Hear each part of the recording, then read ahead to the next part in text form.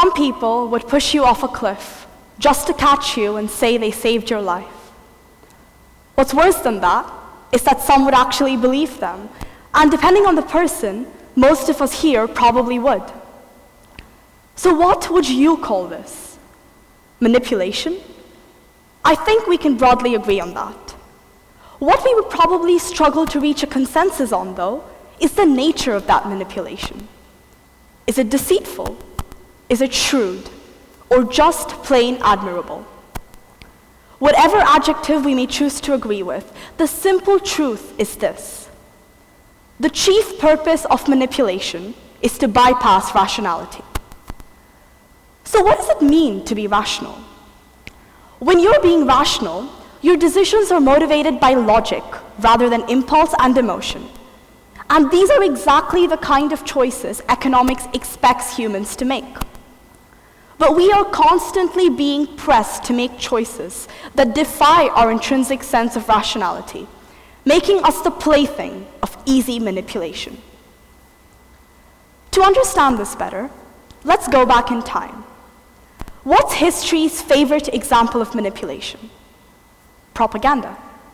Let's add a pinch of truth to it, sprinkle it with commercialism, and fire it up with a brand name.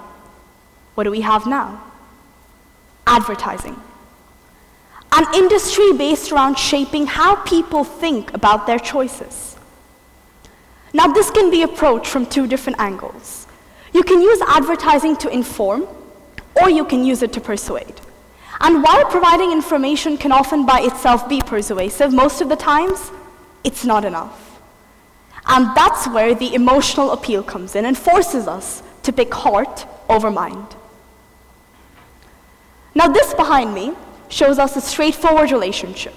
In other words, how it's meant to be done. Buyers are provided with information, which in turn drives their rational choice. But now we know that it's not that easy. Hence, the second visual. Our choice is framed by this glittering, gilded idea that appeals more to our gut, our instinct, rather than our rationality. What's significant here is that the actual product information is outside of this frame, and thus far less important to our decision-making. Here comes the problem. In economic jargon, consumers are expected to have access to true and perfect information. But how many of us here are willing to look outside the frame for this information? Truth is, not a lot of us.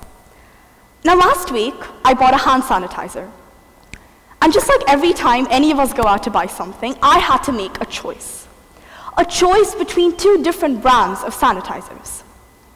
One of them looked like this, and the other looked a bit like this. So I went out there, and I made the seemingly rational choice. I bought the one that told me it killed 99.99% of the germs on my hands. But was this really rational? I had no way of knowing if this was an accurate figure. In fact, it would have been easier for me to test the lavender scent rather than test if the sanitizer actually killed 99.99% of germs. But there's a certain believability about numbers. When someone tells you, for example, that 45% of our closet consists of clothes you will never wear, we are likely to believe them, simply because numbers are concrete, and so we take them to be fact. Now, that was not a fact. And believe it or not, there is an actual figure for the percentage of our clothes we actually wear. But the point is, we are easily manipulated by numbers. And advertisers, they capitalize on that. They assume that we don't require the facts backing up the 99.99% to make our choice, while that would be the real basis for a rational consumer to decide to buy the product. So where is all of this leading to? The thing is, we need adverts to help us make our choices. In markets selling similar products, we need a sense of direction when deciding to buy something, and that's precisely what adverts provide us with. And while we do possess rationality, it is bounded rationality. This means that we do not have infinite decision-making abilities, and at some point, we need something more than just objective information to help us make our choices. So there you have it. We are being manipulated by adverts, but without that manipulation, we would never be able to make a choice.